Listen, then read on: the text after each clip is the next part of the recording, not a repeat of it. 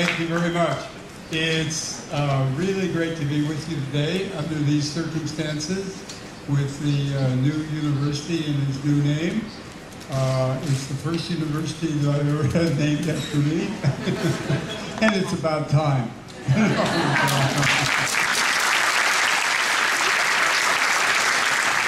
Well, it was a big surprise. I've been in education for a long time.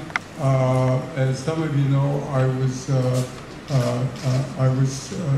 Assistant Secretary of Education under President Kennedy, and was very involved in education there. But some of you won't know this, and I started a school in the late 60s. You know, in the U.S. in the late 60s, there were all protests in many cities around Chicago, in Washington, in New York, all over the country, and people didn't know what the hell was going on and what is going on.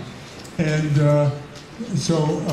I went to the superintendent, and the superintendent of schools of Chicago was under great pressure for reform and for doing something. And I said to him, "You poor guy, don't have the energy or time or resources to do something, but I have an idea about starting a new kind of school that might, you know, help here." And he said, "Okay," so we made a deal. I had my own company then. I left IBM and started my own company. And so we started in Chicago in the late 60s, a school without walls. It was a high school in Chicago where there were no classrooms. The city was the classroom. And the students would go, I remember they went to a really good architectural firm for math. They went to the zoo to study the animals, with the Art Institute for Culture, and they used the facilities of the city as the classroom. It was a great success, and it was so successful that after a couple of years, we took, after the first year of high school, for the next 3 years of high school, you could come to what was called Metro High, or Metropolitan, Metro High.